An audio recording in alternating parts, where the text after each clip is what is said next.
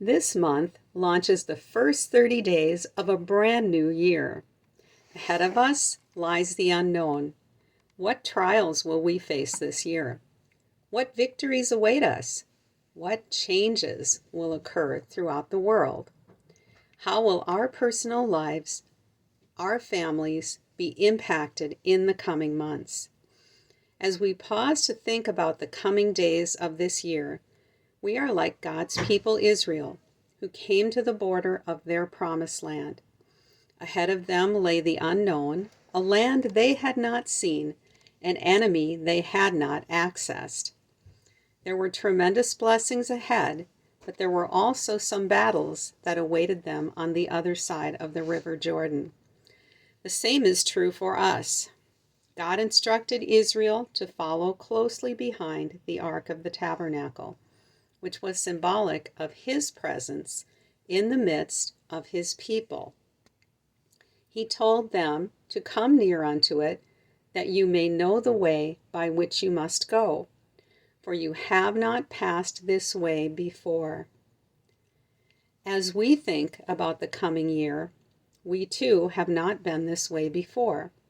We do not know what joys and sorrows, victories and problems lie ahead. But one thing is sure, we have the same words of assurance that God gave to Joshua at the border of Canaan. Have I not commanded you? Be strong and of a good courage. Be not afraid, neither be dismayed, for the Lord your God is with you wherever you go. God has promised to be with us wherever we go. He has commanded us to be strong and of good courage, and not to be dismayed.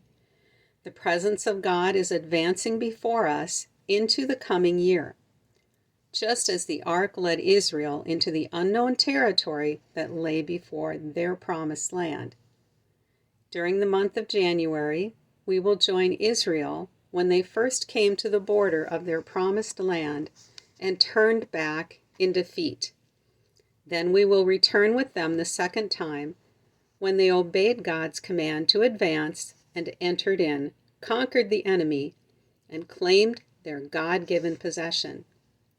As we follow in the footsteps of God's chosen people this month, we will draw many spiritual parallels that apply to our own lives. We will learn the dangers of murmuring and complaining, the assurance of God's promises, the importance of fostering a healthy fear of God and walking in 100% obedience to Him and developing our spiritual vision. These are some exciting times as we look by faith to the future. God has tremendous victories planned for us in the coming days. There are some major challenges ahead also, but we are well able to conquer it because He will bring us into this land and He will give it to us. Numbers 13:30 and 14:8.